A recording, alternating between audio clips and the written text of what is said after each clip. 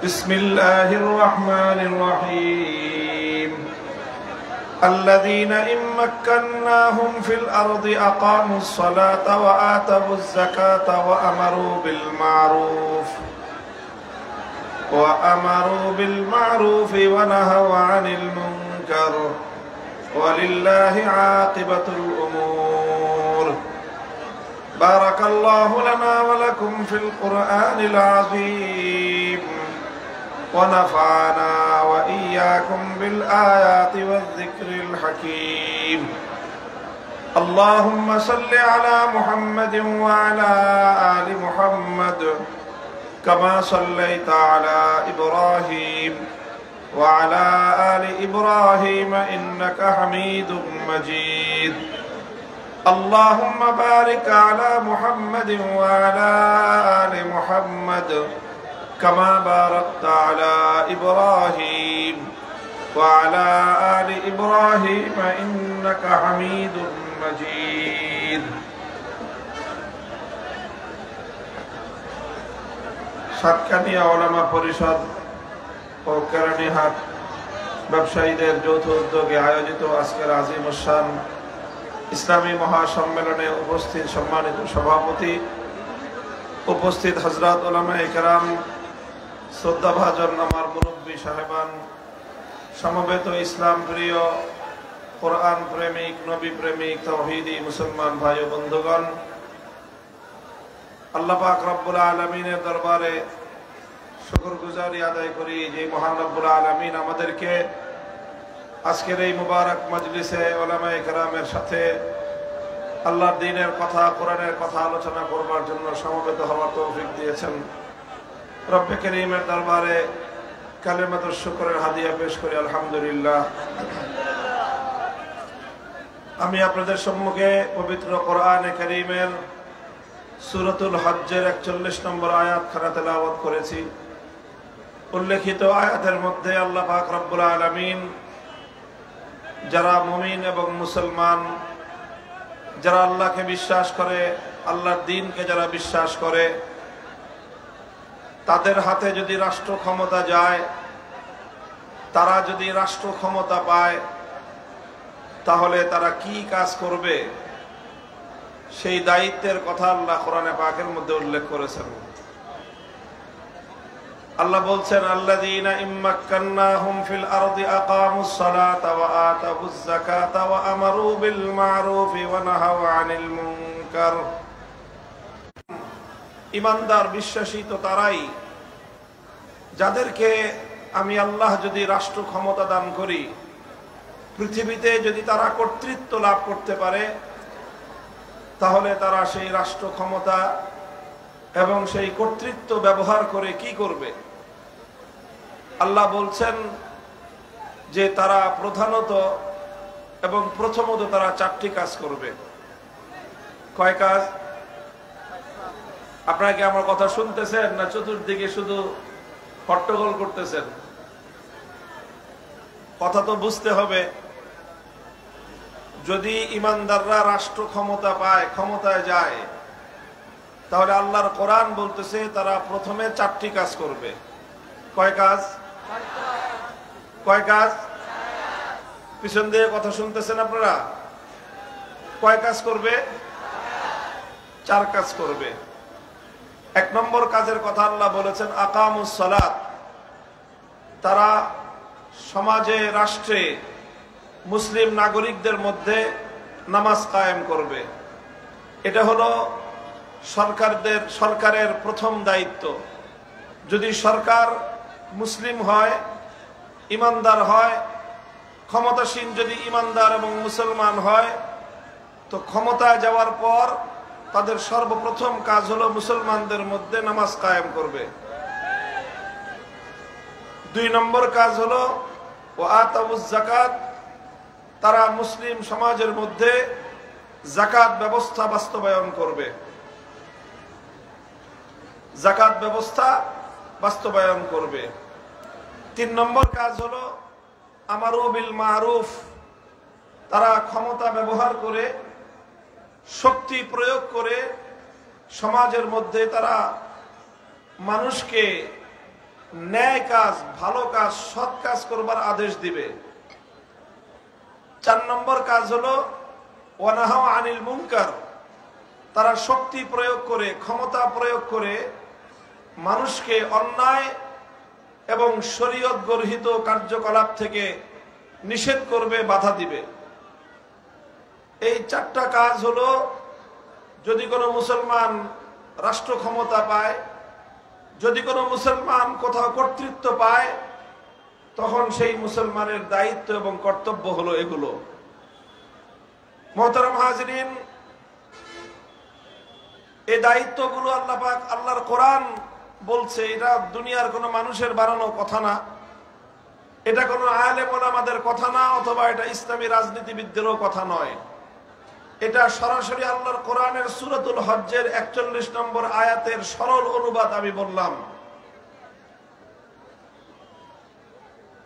প্রথম কথাই আল্লাহ বলেছেন যে আকামুস সালাত, নামাজ কায়েম করবে। এরপরেই আল্লাহ বলেছেন আতাউজ যাকাত, যাকাত ব্যবস্থা বাস্তবায়ন করবে। অবশ্যই ইসলামী সরকার যদি ক্ষমতা পায়, জনগণের উন্নয়নে ভূমিকা রাখবে, রাস্তাঘাট, ব্রিজ, কালভার্ট নির্মাণ করবে, জনগণের অর্থনৈতিক মুক্তি এবং অর্থনৈতিক উন্নয়নের ক্ষেত্রে তারা অবশ্যই ভূমিকা রাখবে। কিন্তু সব কিছুর আগে তারা যেই কাজ করবে সেটা হলো সমাজের মধ্যে নামাজ কায়েম করবে এবং যাকাত ব্যবস্থা বাস্তবায়ন করবে। নামাজ কায়েম করার মাধ্যমে একদিকে যেমনি ভাবে মানুষের পরকালীন উন্নতি লাভ হবে, পরকালীন মুক্তি নিশ্চিত হবে। কারণ নামাজ হলো ইসলামের 5টি খুঁটির মধ্যে অন্যতম খুঁটি। ঈমানের পরে মুসলমানের উপর সবচেয়ে গুরুত্বপূর্ণ বিধান হলো নামাজ। কাজেই যখন রাষ্ট্র এবং সরকার সরকারি ব্যবস্থাপনা দিয়ে গোটা জাতির মধ্যে নামাজের ব্যবস্থা কায়েম করবে, তখন জাতির আধ্যাত্মিক উন্নতি হবে এবং পরকালীন উন্নতি হবে। আলহামদুলিল্লাহ, এই পরকালীন উন্নতি, আখিরাতের উন্নতির মধ্য দিয়ে জনগণ এবং দেশের ইহকালীন উন্নতিও সাধন হবে।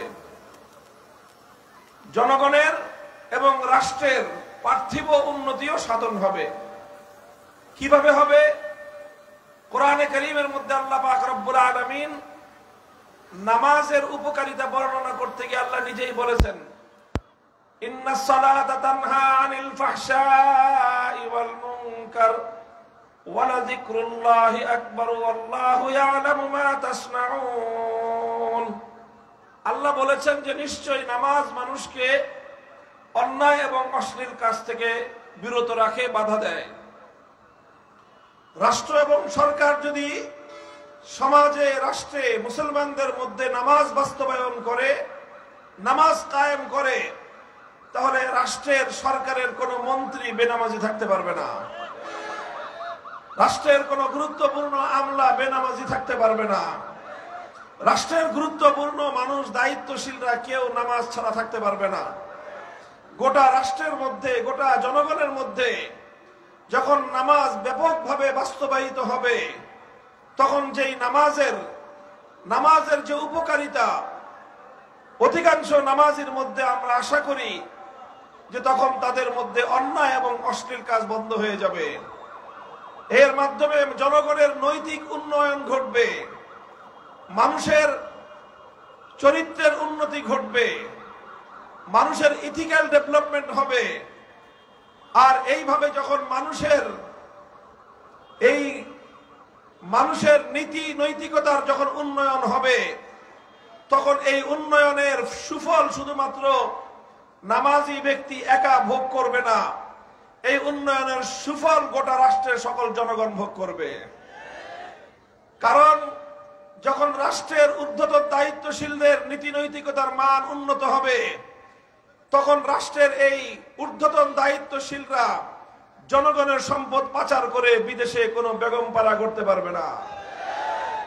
এভাবে যখন দেশের ব্যাপক জনগোষ্ঠীর মধ্যে নামাজের সুফল বাস্তবায়িত হবে এবং তাদের নীতি নৈতিকতার উন্নয়ন ঘটবে, তখন সেই সমাজে কোনোদিন জনগণের সম্পদ দিয়ে নির্মিত ব্রিজের মধ্যে লোহার বদলে বাঁশ পাওয়া যাবে না। এইভাবে তখন রাষ্ট্রের মধ্যে যে উন্নতি হবে সেই উন্নতি টেকসই উন্নতি হবে। তখন আর শত কোটি টাকার বরাদ্দ থেকে 100 টাকা থেকে বরাদ্দ থেকে 80 টাকা মধ্যস্বত্বভোগী টেন্ডারবাজ ক্ষমতাবানরা জনগণের সম্পদ লুটপাট করে খাবে না, বরং জনগণের রাষ্ট্রের সম্পদ যেই খাতে বরাদ্দ হবে সেই খাতে শতভাগ সেটার প্রয়োগ হবে। আর শতভাগ যখন অর্থ প্রয়োগ হবে, ব্যয় হবে, তখন 10 বছরের রাস্তা 1 বছরের মাথায় ভেঙ্গে চূর্ণ বিচূর্ণ হবে না। এভাবে অল্প সম্পদ দিয়ে রাষ্ট্রের উন্নতি বহু গুণে বহু বেশি মাত্রায় অভূতপূর্বভাবে রাষ্ট্রের উন্নতি সাধন হবে। এই জন্য আল্লাহর কোরআন বলেছে, ক্ষমতা পেলে মুসলমান রাষ্ট্রের দায়িত্ব হবে, মৌলিক দায়িত্ব হবে জনগণের মধ্যে নামাজ কায়েম করা। এই নামাজ কায়েম করার মাধ্যমে একদিকে জনগণের যেরকম আধ্যাত্মিক উন্নতি হবে, পরকালের উন্নতি হবে, অপরদিকে রাষ্ট্রের যাবতীয় উন্নয়নের পিছনে এটা শক্তিশালী ভূমিকা পালন করবে। এই জন্য ইতিহাস থেকে আমরা পাই খলিফাতুল মুসলিমিন ওমর ফারুক রাদিয়াল্লাহু তাআলা আনহু, যিনি পৃথিবীর ইতিহাসের অন্যতম একজন সফল রাষ্ট্রনায়ক ছিলেন। শুধু মুসলিম জাতির মধ্যে নয়, বরং জাতি ধর্ম বর্ণ নির্বিশেষে বিশ্ব ইতিহাসে যাকে একজন সফল রাষ্ট্রনায়কের স্বীকৃতি প্রদান করা হয়, সেই ওমর, খলিফা ওমর, তারা কিভাবে সফলতা অর্জন করেছিলেন, তাদের শাসনকাল কেন স্বর্ণযুগে পরিণত হয়েছিল, তার যে যদি প্রকৃত কারণ আমরা খুঁজে দেখি, খলিফা ওমর রাদিয়াল্লাহু আনহুর ইতিহাস খুঁজলে একটা বর্ণনা পাওয়া যায়। খলিফাতুল মুসলিমিন ওমর ফারুক রাদিয়াল্লাহু তাআলা আনহু, তিনি তার শাসনকালে গোটা রাষ্ট্রের সকল গভর্নরদের প্রতি, সকল প্রশাসকদের প্রতি তিনি একটা রাষ্ট্রীয় সার্কুলার জারি করেছিলেন।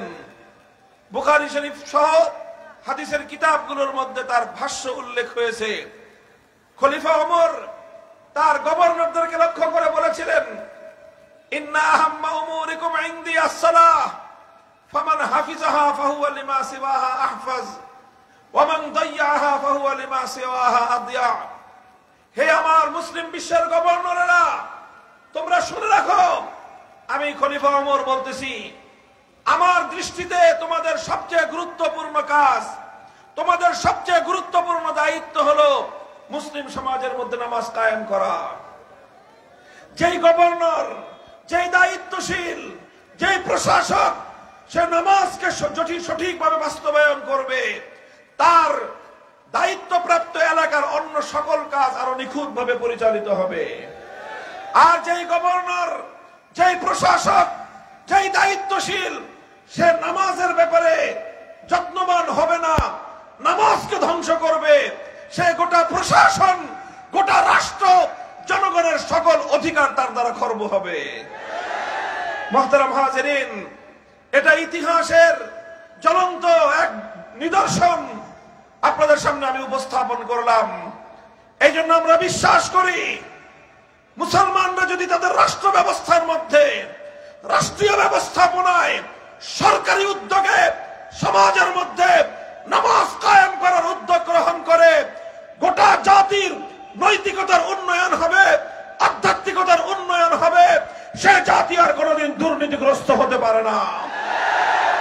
দুর্নীতি শুধু মন্ত্রীরা করে না, দুর্নীতি শুধু আমলারা করে না। বর্তমান প্রচলিত রাজনৈতিক ব্যবস্থায়, বর্তমান প্রচলিত সমাজ ব্যবস্থায়, বর্তমান প্রচলিত শাসন ব্যবস্থায় টপ টু বটম, মাথা থেকে পা পর্যন্ত সর্বস্তরে দুর্নীতিতে ছেয়ে গেছে।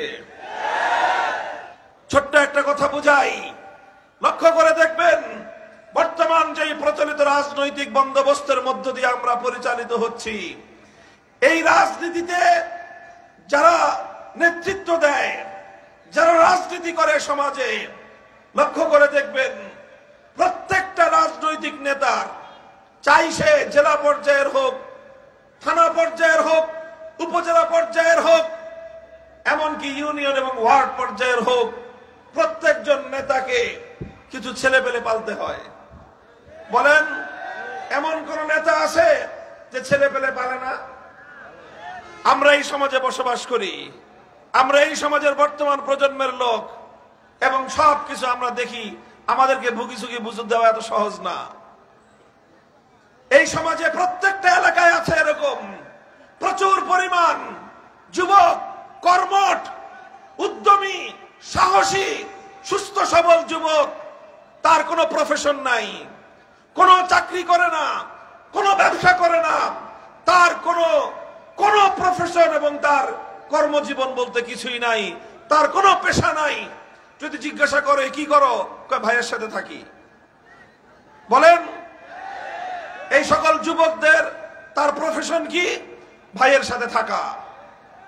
তো ভাইয়ের সাথে থাকো, তোর সংসার চলে কিভাবে? ভাই চালায়। সংসার চলে কিভাবে? ভাই চালায়। খরচ চলে কিভাবে? ভাই চালায়। তার সকল দায় দায়িত্ব তার ভাই বহন করে। প্রশ্ন হলো, এই ভাই এত টাকা পায় কোথায়? এখানে এই সরিষার মধ্যে ভূত রয়েছে। এই সরিষার ভূত যতদিন না তাড়াবেন, এই সমাজ সংশোধন হবে না। আমাদেরকে বলেন, ক্ষিপ্ত হয় যে হুজুররা রাজনীতি নিয়ে কথা বলেন কেন? আমরা রাজনীতি নিয়ে কেন কথা বলি? কারণ রাজনীতির সরিষার মধ্যে ভূত রয়েছে।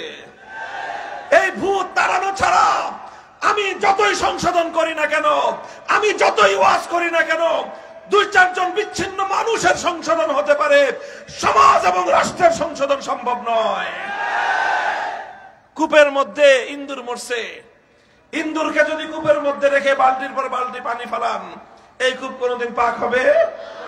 আগে সর্বপ্রথম মরা ইন্দুর ফেলতে হবে, তারপরে 20 বালতি পানি উঠালে কূপ পাক হয়ে যাবে। এই যে এইভাবে আমাদের সমাজ ব্যবস্থায় প্রচলিত পশ্চিমা জাহিলিয়াতের বুর্জোয়া রাজনীতি, পুঁজিবাদী রাজনীতি আমার সমাজের কর্মঠ তাগড়া তাগড়া যুবকদের মধ্যে বিরাট একটা অংশকে তারা এই সকল রাজনৈতিক নেতাদের লাঠিয়াল বাহিনী হিসেবে ব্যবহার করা হয়। এইভাবে এক একজন রাজনৈতিক নেতা যতদিন ক্ষমতার বাইরে থাকে, তার এই গুন্ডা বাহিনী, লাঠিয়াল বাহিনী পালতে থাকে। কিসের আশায়? আশা একটাই, যদি কোনোদিন ক্ষমতায় যেতে পারি, 5 বছরে 17 বছরের যত ইনভেস্ট সুদে আসলে আসল উসুল করে নিব। কোত্থেকে সে উসুল করবে? উসুল করবে জনগণের সম্পদ থেকে, উসুল করবে রাষ্ট্রীয় সম্পদ থেকে, উসুল করবে রাষ্ট্রের টেন্ডার থেকে। জনগণের সম্পদ চুরি করে এক শ্রেণীর রাজনীতিবিদরা আঙ্গুল ফুটে কলা গাছ হয়। মুহতারাম হাজিরিন, এই জন্য ইসলাম সর্বপ্রথম বলেছে, ওই নেতার চরিত্র ঠিক করো, নেতার লাঠিয়াল বাহিনীর চরিত্র ঠিক করো। এইভাবে যখন প্রত্যেকটা মানুষ নীতি নৈতিকতার মানদণ্ডে উত্তীর্ণ হবে, তখন অর্থনীতির অনেক বেশি প্রোডাকশন, অনেক উপার্জন না হলেও স্বল্প সম্পদ দিয়ে জাতীয় উন্নয়ন অভূতপূর্বভাবে অগ্রগতি সাধিত হওয়া সম্ভব। মুহতারাম হাজিরিন, এটা আমার আলোচনার মূল সাবজেক্ট নয়, আমি শুধু এতটুকু বোঝানোর চেষ্টা করলাম। আল্লাহ পাক রব্বুল আলামিন যে বলেছেন, ইমানদাররা ক্ষমতা পেলে প্রথম কাজ হবে নামাজ কায়েম করা। কেন আল্লাহ পাক নামাজকে সর্বপ্রথম দায়িত্ব হিসেবে উল্লেখ করলেন? কারণ যেই সমাজে নামাজ কায়েম হয়, সেই সমাজে দুর্নীতিবাজ তৈরি হয় না। যেই সমাজে নামাজ কায়েম হয়, সেই সমাজে ব্যাপকভাবে জনগণের সম্পদ লুণ্ঠন হয় না। যেই সমাজে নামাজ কায়েম হয়, সেই সমাজের মানুষগুলো নৈতিকভাবে উন্নত হয়, আধ্যাত্মিকভাবে উন্নত হয়, জনগণের জন্য নিবেদিত হয়, জনগণের সম্পদ লুণ্ঠনকারী হয় না।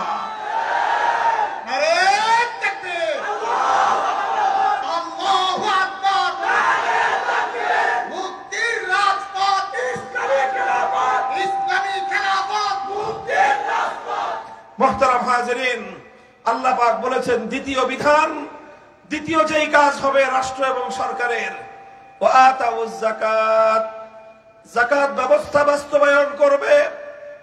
যাকাত ব্যবস্থা যদি বাস্তবায়ন হয়, আল্লাহর পয়গম্বরের হাদিসের মধ্যে যাকাত ব্যবস্থা সম্পর্কে আল্লাহর নবী বলেছেন,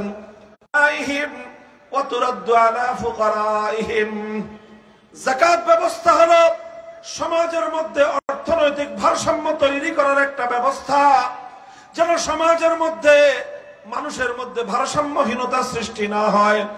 এক শ্রেণীর মানুষ সম্পদের পাহাড় করবে, আরেক শ্রেণীর মানুষ দারিদ্র সীমার নিচে বসবাস করবে।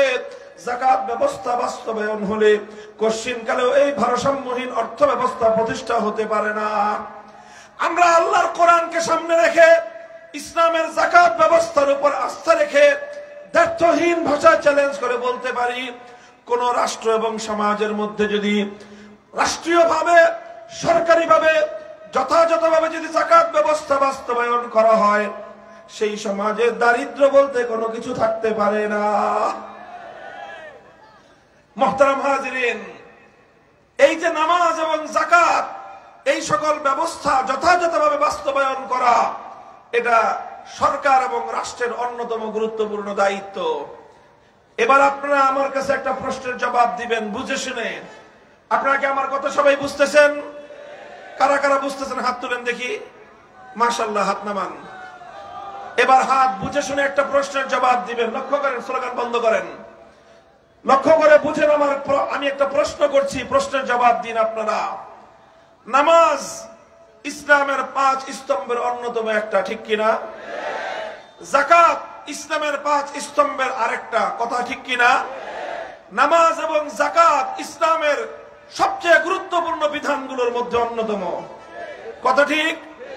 তাহলে আল্লাহর কোরআন বলতেছে, কোরআনে কারীমের সূরাতুল হজ্জের 41 নম্বর আয়াত বলতেছে, মুসলমানরা যদি রাষ্ট্র ক্ষমতা পায়, মুসলমানরা যদি ক্ষমতাসীন হতে পারে, তাহলে তারা নামাজ কায়েম করবে, যাকাত বাস্তবায়ন করবে।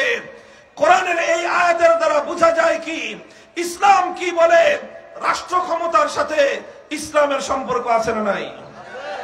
জোরে বলেন, আছে না নাই? নামাজ কায়েম করা এটা ধর্মের কাজ কিনা? যাকাত বাস্তবায়ন করা ইসলামের কাজ কিনা? জোরে বলেন, ইসলামের কাজ কিনা? নামাজ কায়েম করা, যাকাত বাস্তবায়ন করা, এটা ইসলামের সবচেয়ে গুরুত্বপূর্ণ কাজ। আল্লাহর কোরআন বলতেছে, মুসলমানরা ক্ষমতা পেলে, মুসলমানরা রাষ্ট্রীয় ক্ষমতা পেলে, তারা ক্ষমতাসীন হলে নামাজ কায়েম করবে, যাকাত বাস্তবায়ন করবে। কোরআনের এই আয়াতের স্পষ্ট মর্ম হলো, মুসলমানরা যদি ক্ষমতা পায়, সেই ক্ষমতার মাধ্যমে সর্বপ্রথম তাদের দায়িত্ব হলো তারা ইসলামের সেবা করবে, ইসলামকে তারা বাস্তবায়ন করবে। যদি আল্লাহর কোরআনের এই আয়াত সত্য হয়ে থাকে, যারা মুসলমান আল্লাহর কোরআনকে যারা বিশ্বাস করে, যারা ইসলামকে বিশ্বাস করে, যারা আল্লাহর বিধানকে যারা বিশ্বাস করে, এই জন্যই আমরা বলি কোন মুসলমান কোনদিন তারা রাজনৈতিক মতবাদ হিসেবে ধর্মনিরপেক্ষ মতবাদের অনুসারী হতে পারে না। মুসলমান যদি আল্লাহকে বিশ্বাস করে, মুসলমান যদি আল্লাহর কোরআনকে বিশ্বাস করে, সেই মুসলমান কোনদিন ধর্মনিরপেক্ষতাকে বিশ্বাস করতে পারে না।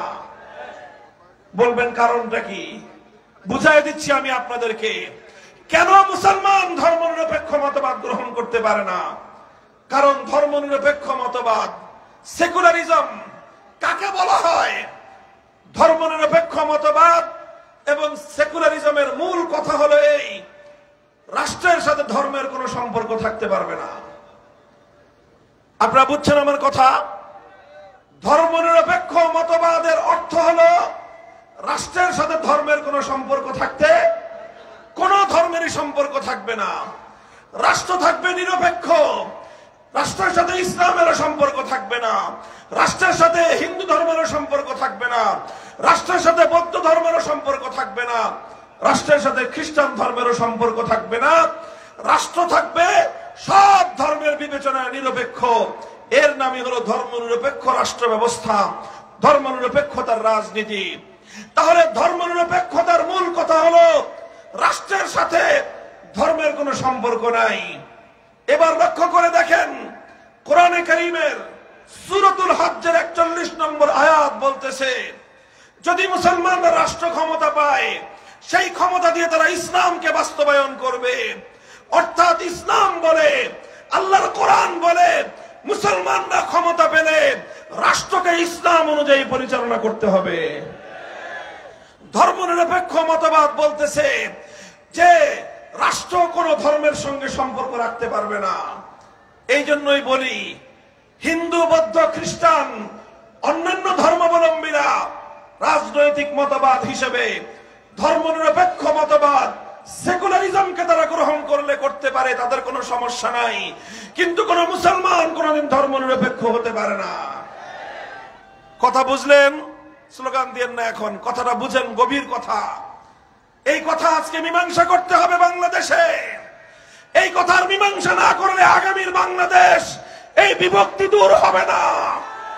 এই কথার মীমাংসা না হলে বাংলাদেশ সামনের দিকে অগ্রসর হতে পারবে না। এই জন্য আজ এই কথা ভালো করে মীমাংসা করে মুসলিম জাতিকে সজাগ এবং সতর্ক করা আমাদের প্রত্যেকের ঈমানি দায়িত্ব হয়ে দাঁড়িয়েছে। আমি কি বললাম? হিন্দু, বৌদ্ধ, খ্রিস্টান ধর্মনিরপেক্ষ মতবাদ অনুসরণ করতে কোনো সমস্যা নাই, কিন্তু কোন মুসলমান ধর্মনিরপেক্ষ মতবাদ অনুসরণ করতে পারে না। প্রশ্ন করতে পারেন, হিন্দু, বৌদ্ধ, খ্রিস্টান পারলে মুসলমান কেন পারবে না? এই হলো প্রশ্ন। এই প্রশ্নের স্পষ্ট জবাব বুঝেন।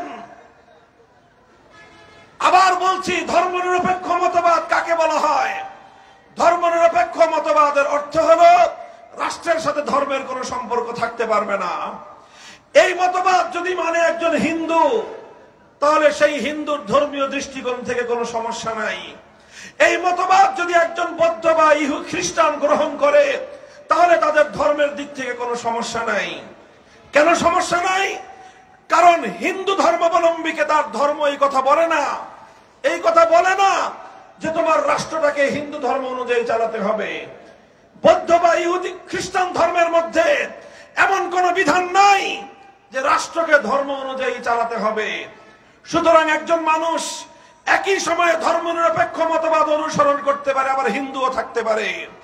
একজন মানুষ এট এ টাইম সে বৌদ্ধও থাকতে পারে, খ্রিস্টানও থাকতে পারে, আবার সে ধর্মনিরপেক্ষ মতবাদ অনুসরণ করতে পারে। কিভাবে পারে? সে তার ধর্মকে রাষ্ট্র থেকে আলাদা রাখবে, সে ধর্মনিরপেক্ষ হয়ে গেল। কিন্তু ধর্মনিরপেক্ষ হলে তার ধর্মের কোনো সমস্যা নাই, কারণ তাদের ধর্ম, হিন্দু ধর্ম, বৌদ্ধ ধর্ম, খ্রিস্টান ধর্ম, তাদের ধর্মাবলম্বীকে এই কথা বলে না যে তোমার রাষ্ট্রকে ধর্ম অনুযায়ী পরিচালনা করো। কেউ প্রশ্ন করতে পারেন যে হুজুর বলে না কেন? বলে না কারণ হিন্দু ধর্মের মধ্যে রাষ্ট্র ব্যবস্থার কোন রূপরেখা নাই। বৌদ্ধ ধর্ম বলে না কারণ তাদের ধর্মের মধ্যে রাষ্ট্রের কোন রূপরেখা নাই। খ্রিস্টান ধর্মের মধ্যে একথা বলে না কারণ খ্রিস্টান ধর্মের মধ্যে রাষ্ট্র পরিচালনা পূর্ণাঙ্গ কোন রূপরেখা নাই। ফলে একজন মানুষ হিন্দু হয়ে ধর্মনিরপেক্ষ হতে পারে, কোন দিক দিয়ে তার সমস্যা নাই। একজন মানুষ বৌদ্ধ বা খ্রিস্টান হয়ে ধর্মনিরপেক্ষ হতে পারে, তার কোন দিক দিয়ে কোনো সমস্যা নাই। পক্ষান্তরে একজন মানুষ যখন সে মুসলমান হবে, সে ধর্মনিরপেক্ষ হতে পারে না। কেন হতে পারে না? আবার বুঝেন। দেখেন, একজন মানুষ যদি একসঙ্গে মুসলমান আবার ধর্মনিরপেক্ষ হতে চায়, তাহলে তার সমস্যাটা কোথায়? সমস্যাটা হলো এই, ধর্মনিরপেক্ষ মতবাদ, সেকুলারিজম তাকে বলবে খবরদার রাষ্ট্রের সঙ্গে ধর্মের সম্পর্ক তুমি করবা না। ইসলাম বলবে খবরদার তোমার রাষ্ট্রকে ধর্ম থেকে তুমি বাইরে নিবা না। কাজেই একজন মানুষ একসঙ্গে ইসলাম এবং ধর্মনিরপেক্ষ মতবাদের এই আদেশ সে মানতে পারবে না। তাকে যে কোনো একটা মানতে হবে, আরেকটা ছাড়তে হবে। সে যদি ধর্মনিরপেক্ষ মতবাদ মানে, তাহলে তার রাষ্ট্রকে ধর্ম থেকে আলাদা রাখতে হবে, আল্লাহর কোরআনের বিধানকে তাকে ত্যাগ করতে হবে, ইসলামের বিধান ছাড়তে হবে, আল্লাহর বিধান তাকে ছাড়তে হবে। আর যদি সে ইসলাম মানতে চায়, আল্লাহর কোরআনকে মানতে চায়, কোরআনে কারীমের সূরাতুল হজকে যদি বিশ্বাস করতে চায়, আল্লাহর বিধান মেনে সূরাতুল হজ নম্বর আয়াতের উপর যদি সে আমল করতে চায়, তাহলে তাকে অবশ্যই রাষ্ট্রকে ইসলাম অনুযায়ী চালাতে হবে, রাষ্ট্রকে ধর্মের আন্ডারে পরিচালনা করতে হবে।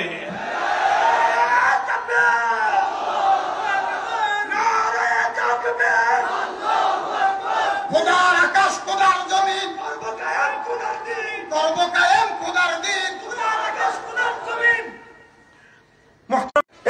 প্রতিপালকের ন্যায় পরিষ্কার। যেমনি ভাবে দক্ষিণ দিকে গামী আর উত্তর দিকে গামী, দুদিকগামী দুটো নৌকায় যেমন একজন মানুষ একসঙ্গে দুই পা দিতে পারে না। কথা বলেন ঠিক না বেঠিক? ঠিক তদ্রূপ তুমি হয় তোমার রাষ্ট্রকে ধর্ম অনুযায়ী চালাবা, তোমার রাষ্ট্রকে ইসলাম অনুযায়ী চালাবা, তাহলে তুমি কোরআনের বিধান মানলা। আর না হয় তুমি রাষ্ট্রকে ধর্ম থেকে বিচ্ছিন্ন করে ধর্মনিরপেক্ষ মতবাদ মানবা। যে কোনো একটা মানলে আরেকটা ছাড়তে হবে, একটা ছাড়লে আরেকটা মানতে হবে। কাজেই তখন তোমার সামনে প্রশ্ন এসে দাঁড়াবে, তুমি ইমানদার হয়ে ইসলাম মেনে মুসলমান থাকতে চাও, না তুমি ধর্মনিরপেক্ষ মতবাদ মেনে ধর্মনিরপেক্ষ বেঈমান হতে চাও?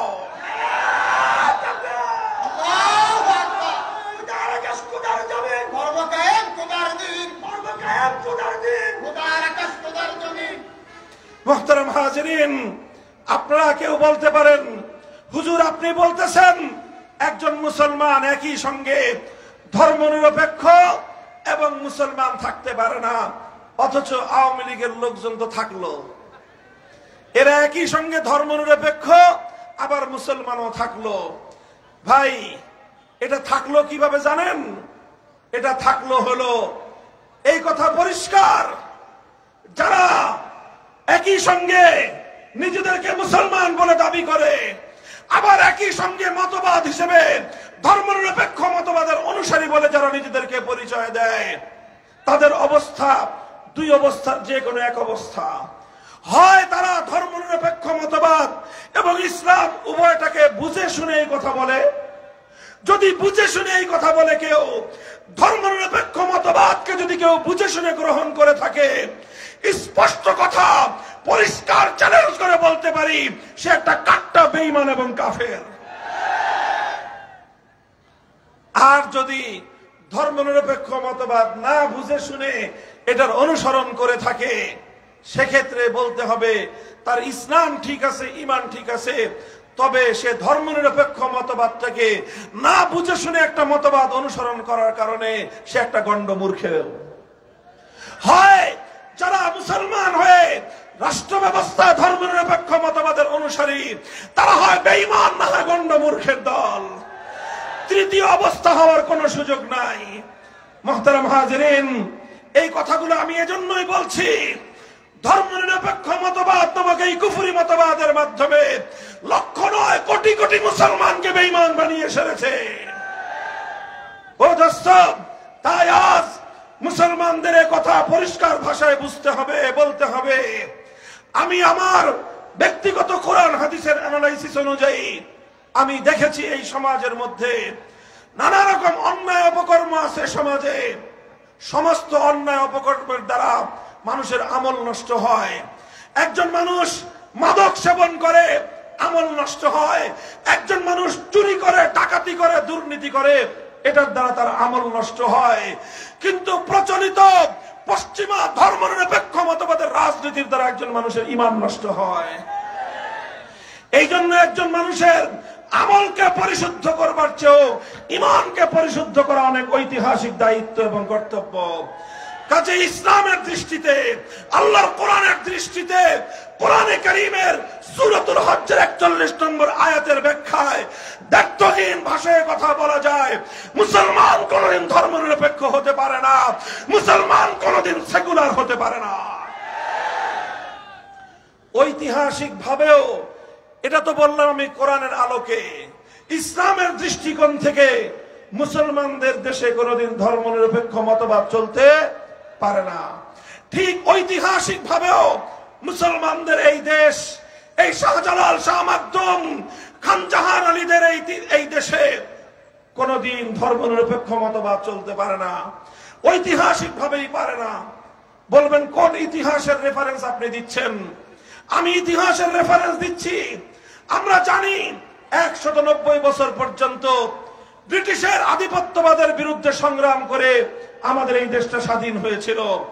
1947 সালে যখন দেশটা স্বাধীন হয়, তখন মুসলমান এবং হিন্দুদের মধ্যে একটা দ্বন্দ্ব দেখা দিয়েছিল, একটা মতপার্থক্য দেখা দিয়েছিল। সেই মতপার্থক্য হলো এই দেশটা চলবে কিভাবে।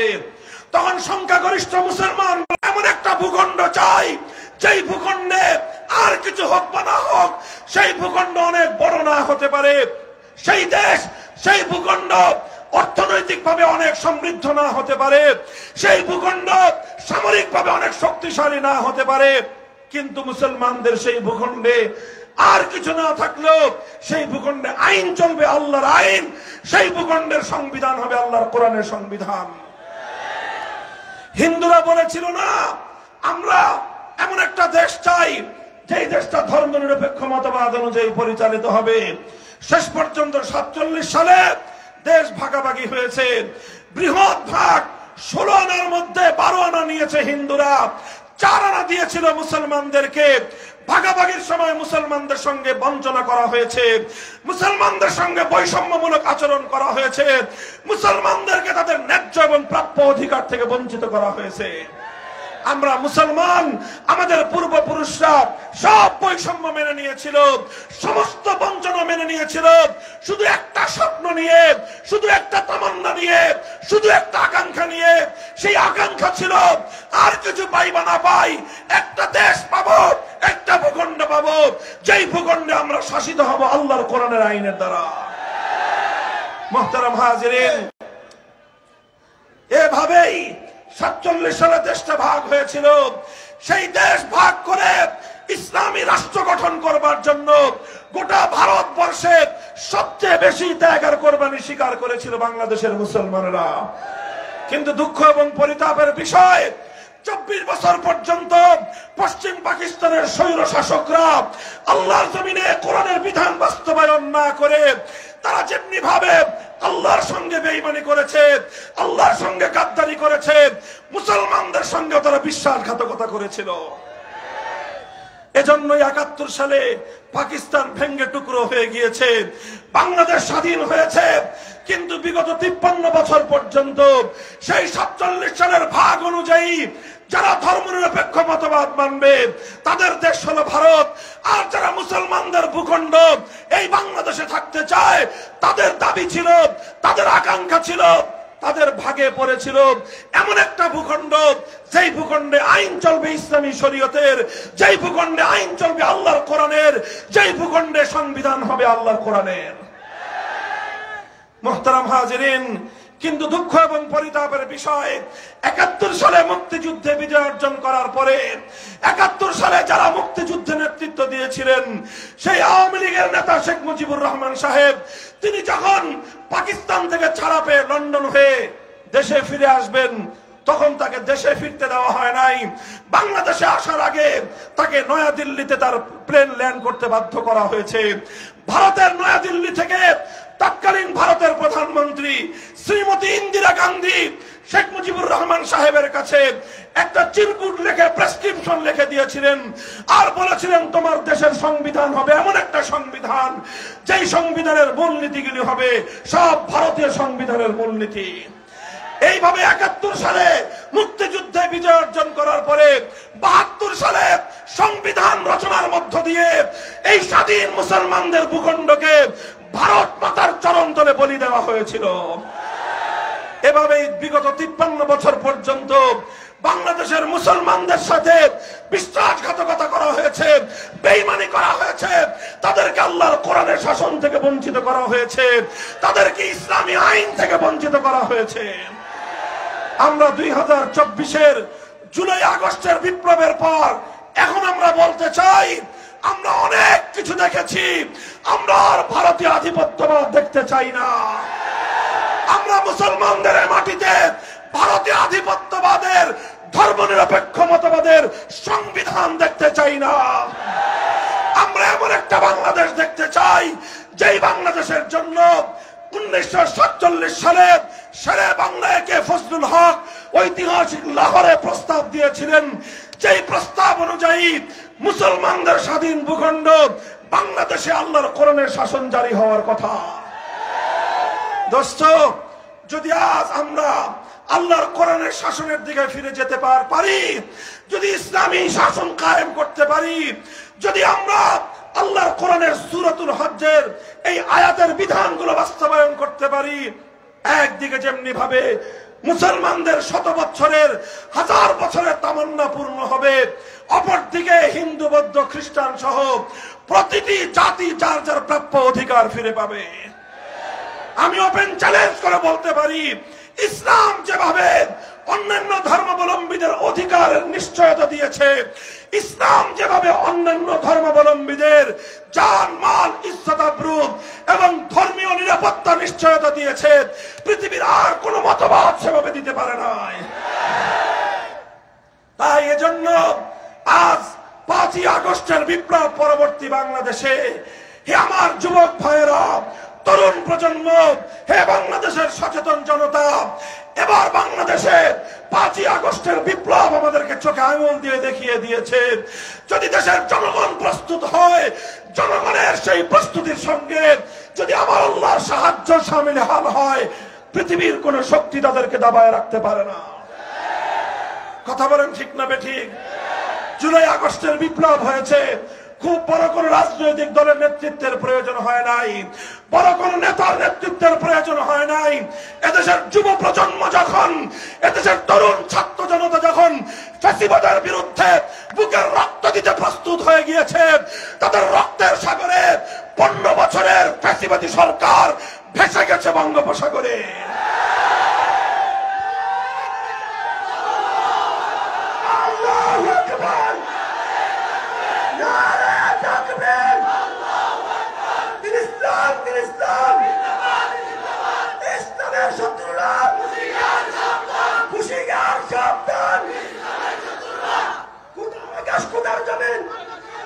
মুহতারাম হাজিরিন, আমরা পরিষ্কার ভাষায় বলতে চাই, 5ই আগস্ট যে বিপ্লব হয়েছে, এই বিপ্লব যদিও পূর্ণাঙ্গ ইসলামী বিপ্লব ছিল না, তবে এই বিপ্লব ইসলামী বিপ্লবের পূর্বাভাস।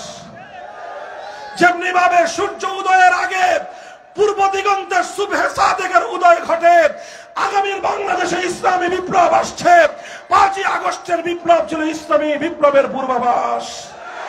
5ই আগস্ট দুপুর বেলার 1 ঘন্টায় টেকনাফ থেকে তেঁতুলিয়ায় তাওহীদবাদী বিপ্লবীরা ভাস্কর্য নামক সমস্ত মূর্তি মুসলমানদের জনপদ থেকে ভেঙে গুড়িয়ে দিয়েছে। অথচ কোন হিন্দুদের প্রতিমায়, কোন হিন্দুদের মন্দিরে, কোন হিন্দুদের মূর্তির গায়ে একটা ফুলের টোকাও দেয় নাই। অর্থাৎ যদি তাওহীদের বিজয় হয়, তাওহীদের বিপ্লব হয়, সাম্প্রদায়িকতা ছাড়াই ইসলামের বিজয় হয়, ইসলামের মধ্যে অন্য সম্প্রদায়ের ধর্মীয় অধিকার খর্ব করবার কোন সুযোগ নাই। সংগ্রামী সাথী ও বন্ধুগণ, এই সব দৃষ্টিকোণ থেকে আল্লাহর কোরআনের আলোকে, ইতিহাসের আলোকে, ভাগ বাটোয়ারার হিস্সা অনুযায়ী আমি আজ বাংলাদেশে স্পষ্ট ভাষায় দাবি তুলতে চাই। প্রথম কথা হলো এই ধর্ম, অর্থাৎ রাষ্ট্র থেকে ধর্মকে বিচ্ছিন্ন করবার এই ভারতীয় এজেন্ডা মুসলমানদের বাংলাদেশে চলতে পারে না, আমরা চলতে দেব না। ভারতের পচা বস্তা পচা ধর্মনিরপেক্ষ মতবাদ দিল্লিতে পাচার করে দিতে হবে। আর এই বাংলাদেশ লাহোর প্রস্তাবের ভিত্তিতে, এই বাংলাদেশ হাজী শরীয়তুল্লাহর ইচ্ছার ভিত্তিতে, এই বাংলাদেশ তিতুমীরের শাহাদাতের রক্তের ভিত্তিতে, এই বাংলাদেশ ফকির মজনু শাহদের সংগ্রামের ভিত্তিতে আল কোরআনের শাসন অনুযায়ী পরিচালিত হতে হবে। আমরা বাংলাদেশ, অনেক রঙের বাংলাদেশ দেখেছি, কথা বলেন ঠিক কিনা? প্রথমে আমরা দেখেছি সোনার বাংলাদেশ, এরপরে দেখেছি নতুন বাংলাদেশ, এরপরে শুনেছি সবুজ বাংলাদেশের কথা, এরপরে আমরা দেখেছি ডিজিটাল বাংলাদেশ। যাওয়ার আগে আমাদের বিদায়ী আপা আমাদেরকে স্মার্ট বাংলাদেশের ভেলকিও দেখায় গেছেন। সব রঙের বাংলাদেশ দেখা শেষ। হে সাতকানিয়ার তাওহীদি জনতা, আল কোরআনের অনুসারী, আল্লাহর পয়গম্বরের সাচ্চা উম্মতেরা, আমরা এবার শপথ করতে চাই, এবারের বাংলাদেশ হবে ইসলামের বাংলাদেশ, আল কোরআনের বাংলাদেশ।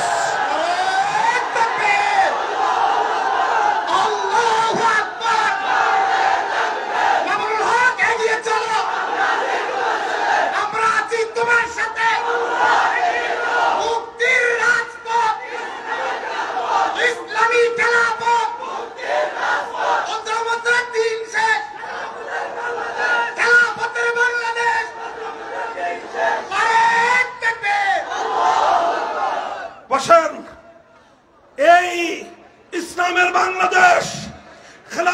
বাংলাদেশ গড়বার জন্য প্রস্তুত আছেন তো?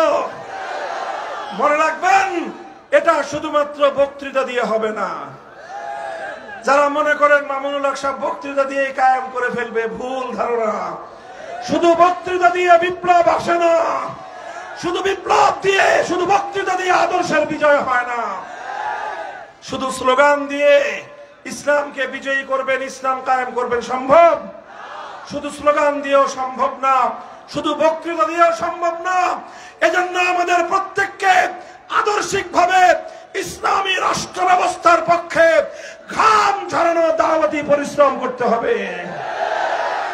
প্রতিটি মানুষকে, হিন্দু, বৌদ্ধ, খ্রিস্টান, মুসলমান, ধর্ম বর্ণ নির্বিশেষে প্রতিটি মানুষের কাছে খেলাফতের পয়গাম পৌঁছে দিয়ে বোঝাতে হবে, খেলাফত ব্যবস্থায় সৃষ্টিকর্তা প্রদত্ত রাজনৈতিক ব্যবস্থা, এটাই সকল জাতির মুক্তি নিশ্চিত করতে পারে। ঘাম ঝরানো পরিশ্রম করতে হবে। করবেন তো? করবেন তো? তবে শুধু ঘাম ঝরিয়ে হবে না, ঘাম ঝরানোই বিপ্লব হয় না। ঘাম ঝরানো পরিশ্রমের পাশাপাশি আল্লাহর সাহায্যের প্রয়োজন। এজন্য চোখের অশ্রু দিয়ে আল্লাহর কাছে সাহায্য চাইতে হবে। চাইবেন তো? এভাবে আমার বুকের ঘাম আর চোখের অশ্রু যখন ঝরতে থাকবে, ঘাম আর অশ্রুর মাধ্যমে একটা জমিন বিপ্লবের জন্য উর্বর হয়ে ওঠে। এই জমিন যখন বিপ্লবের জন্য উর্বর হবে, শুধু ঘাম আর অশ্রু দিয়ে কোনো বিপ্লব আসে না, তবে ঘাম আর অশ্রুর মাধ্যমে জমিন বিপ্লবের জন্য উপযুক্ত হয়, জমিন বিপ্লবের জন্য উর্বর হয়।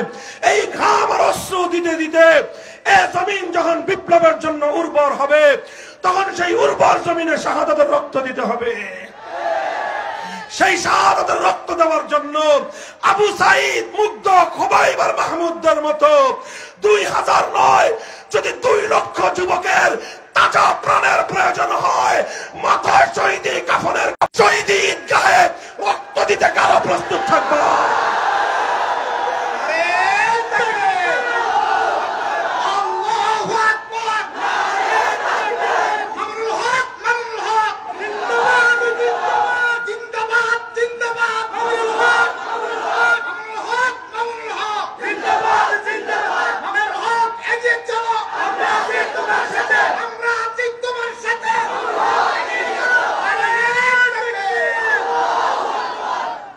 ভাইরা, এগুলো কি শুধু কথার কথা? শুধু কানের মজার, মুখের মজার জন্য কথা না? এটা শপথ। বলেন কি এটা? কার সাথে শপথ? কার সাথে? ইনশাআল্লাহ এই শপথ রক্ষা করার চেষ্টা করব তো। আল্লাহ পাক আমাদের সকলকে আল্লাহর কোরআনের সৈনিক হিসেবে কবুল করেন। আমাদের মাতৃভূমির প্রতি ইঞ্চি মাটিকে আল্লাহ পাক ইসলামের ঘাঁটি হিসেবে কবুল করুন। নাসরুম মিনাল্লাহি ওয়া ফাতহুন করিব। সুবহানাল্লাহি ওয়া বিহামদিহি, সুবহানাকাল্লাহুম্মা বিহামদিক, আশহাদু আল লা ইলাহা ইল্লা আনতা, আস্তাগফিরুকা ওয়া আতুবু ইলাইক। আল্লাহুম্মা সাল্লি আলা মুহাম্মদ ওয়া আলা আলি মুহাম্মদ কামা সাল্লাইতা আলা ইব্রাহিম ওয়া আলা আলি ইব্রাহিম ইন্নাকা হামিদুম মাজিদ। ইয়া হাইয়্যু ইয়া কাইয়্যুম বিরহমাতিকা নাস্তাগীথ أصلح لنا شأننا كله ولا تكلنا إلى أنفسنا طرفة عين। إله العالمين رب العالمين আজকের মাহফিল কে আপনি কবুল ফরমান। হে আল্লাহ, রাত গভীর পর্যন্ত, হে আল্লাহ, বাদ ভাঙা জোয়ারের মতো, হে আল্লাহ, এদেশের মানুষ ইসলামের জন্য, কোরআনের জন্য ছুটে আসে। আল্লাহ, হে আল্লাহ, এই আবেগ প্রবণ জাতিকে আপনি, হে আল্লাহ, ইসলামের জন্য, কোরআনের জন্য আপনি কবুল এবং মঞ্জুর ফরমান। আল্লাহ, 1000 বছরের স্বপ্ন আমাদের এই মাতৃভূমিতে, আল্লাহ, আপনি ইসলামী হুকুমত বাস্তবায়ন করে দেন, ইসলামী হুকুমত কায়েম করে দেন।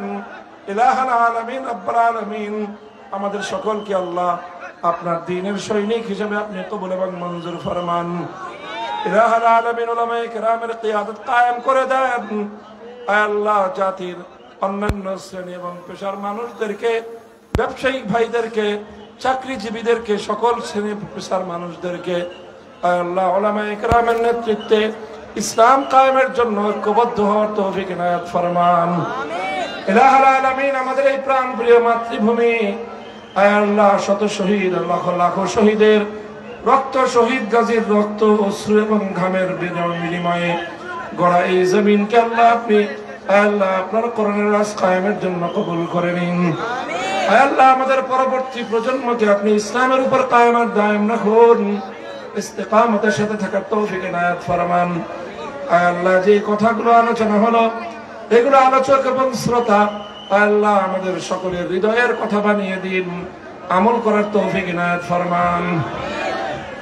ربنا تقبل منا إنك أنت السميع العليم وتب علينا يا مولانا إنك أنت التواب الرحيم سبحان ربك رب العزة عما يصفون وسلام على المرسلين والحمد لله رب العالمين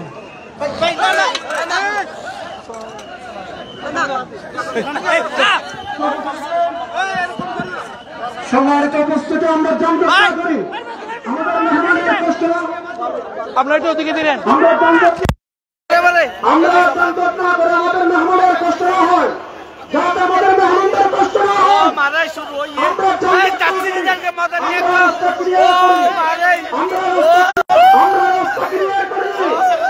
আমাদের মেহমানকে রাস্তা ক্লিয়ার করে দিই, আমাদের মেহমানকে আমরা রাস্তা ক্লিয়ার করে দিই, আমাদের মেহমানের রাস্তা ক্লিয়ার করে দিই, কোন কষ্ট না হয়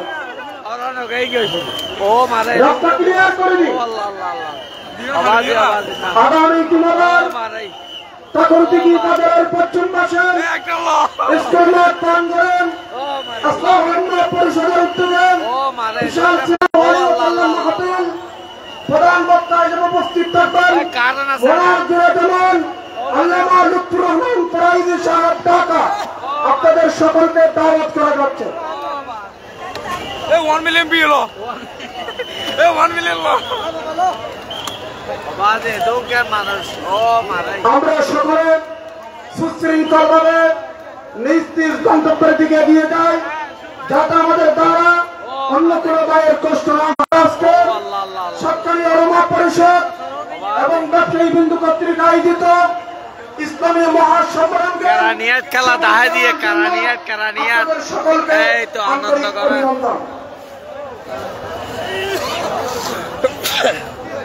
আওয়াজ জোরের গার উড়বে না, মানুষের তো কেমন ভালো লাগে। ও আল্লাহ আল্লাহ আল্লাহ আমাদের আজকে ও আল্লাহ একজন অতিথি প্রধান অতিথি ছিলেন জামিয়া ইসলামিয়া পরিবার মহাপরিচালক হতে আল্লামা দেখুন গার উড়বে আল্লাহ জোরের গার উড়বে মারে চৌধুরী কাপ্তানের কারণে রাষ্ট্রপতির সকলের কাছে দোয়া চেয়েছেন এবং আপনাদের সকলকে সালাম জানিয়েছেন।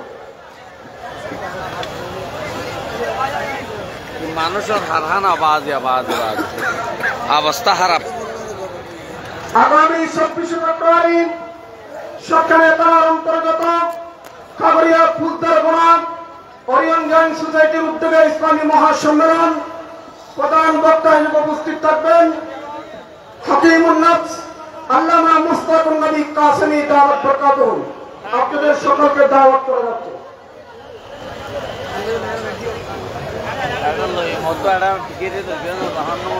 আমরা সরকারি ওলামা পরিষদের পক্ষ থেকে বিশেষ করে সরকারি উপজেলা প্রশাসন সহ সাংবাদিক বন্ধুগণ যারা আমাদেরকে সর্বদিক দিয়ে সহযোগিতা করেছেন এবং সরকারিয়া কারিহাটের ব্যবসায়ী বৃন্দর যে সহযোগিতা আন্তরিকতা আমাদেরকে দেখাইছেন তার জন্য আমরা আন্তরিক মোবারকবাদ জানাচ্ছি।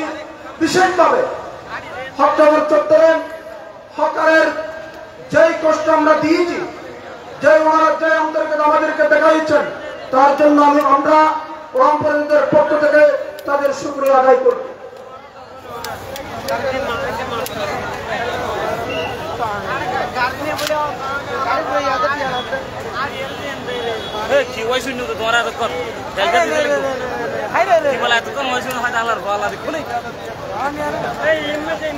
একটি বিশেষ ঘোষণা, আগামী 20 ফেব্রুয়ারি রোজ বৃহস্পতিবার ঐতিহ্যবাহী উত্তর সদাহা ও কিয়ারকুল মিয়াজিপাড়া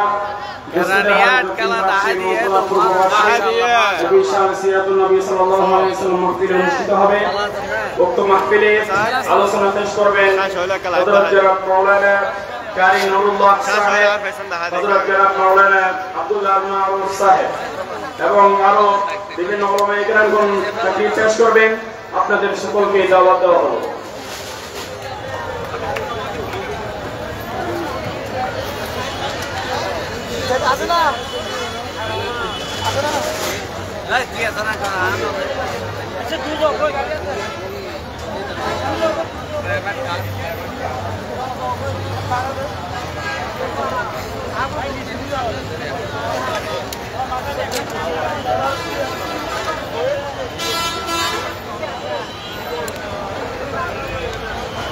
बड़े गलत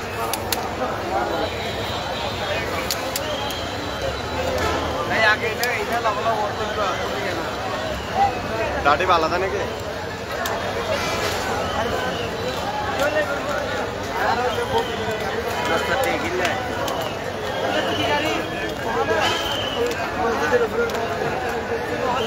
अरे बात आज मिला हर एक होगा हो गया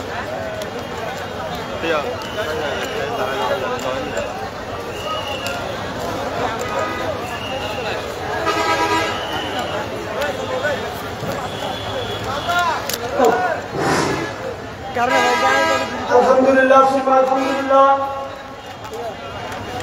আল্লাহ তাআলার কাছে কৃতজ্ঞতা জানাচ্ছি, শুকরিয়া জানাচ্ছি। আমাদের আজকে সাতকানগর পরিষদ ও কারমিহাট ব্যবসায়ীদের উদ্যোগে আয়োজিত ইসলামী মহাসম্মেলন সফল ও সুন্দরভাবে শেষ হলো।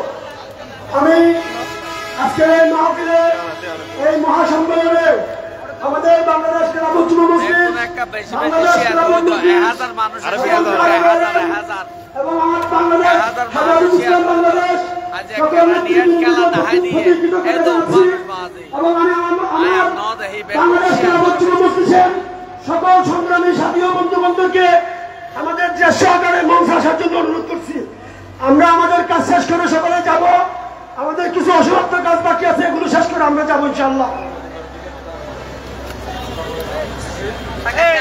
আগামী 25শে ফেব্রুয়ারি আমরা মঞ্চপাড়া প্রবাসীদের উদ্যোগে তাফসীরুল কুরআন মাহফিল, উক্ত তাফসীরুল কুরআন মাহফিলে প্রধান আলোচক হিসেবে গুরুত্বপূর্ণ তাফসীর পেশ করবেন সুদূর ঢাকা থেকে আগত মুফতি উবাইদুল্লাহ রফিকি সাহেব। মুফতি উবাইদুল্লাহ রফিকি সাহেব আর কিছু হয়ে গেল মাহফিল সম্পর্কে কিছু হয়ে গেল একদম মানুষ হয়ে যায় কেরানিয়ারি এর সম্বন্ধে না রাস্তা লাগাইছে মানুষ হই মাশাআল্লাহ অনেক মাহফিল সম্পর্কে কিছু বলো, অভিজ্ঞতা মাহফিলের অভিজ্ঞতা শেয়ার করো।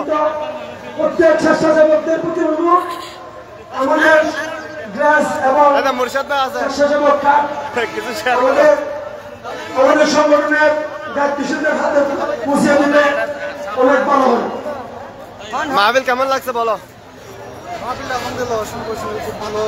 কতগুলো মানুষ হবে আইডিয়া করে বলো তো?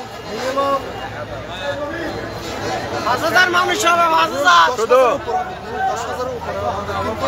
অনেক মানুষ এখান থেকে কিন্তু চলে গিয়েছে মিনিমাম 5000 এর উপর। দর্শক আছে এক কেরানিয়ার মামলা হোক হুজুর ইচ্ছে বাজি হাজার হাজার মাছ একজন উড়ের করে এইনার সম্বন্ধে আসলে আর তারেক ভাই কিছু হবো না শুনবে খাও না ওনার মা বাবার দোয়া। আজকে দেখলাম ইসলামী সম্মেলন কেরানীহাট সাতকানিয়া কেরানীহাটের উদ্যোগে সুন্দর ও সফলভাবে সম্পন্ন হলো। সবাইকে আন্তরিক ধন্যবাদ। আসসালামু আলাইকুম। কেন বন্ধু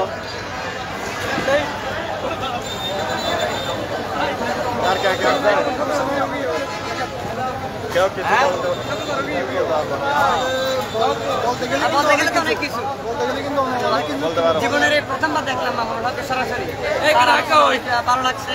অনেকক্ষণ আমরা শুনেছি, একদম নীরব নিস্তব্ধ, একদম সামনে থেকে শুনতে পারলাম। এজন্য আসলে কেরানীহাট কানায় কানায় ভর্তি হয়ে গেছিল, মানে বলার মতো না, মানে একটা মানে ভর্তি হয়ে গেছিল। আপনি কিছু বলবেন? বলেন বলেন। তাহলে আমরা লাইভ শেষ করতে যাচ্ছি, সবাই দোয়া করবেন, লাইভটা একটু সবাই শেয়ার করে দেবেন। ধন্যবাদ সবাইকে, আল্লাহ হাফেজ।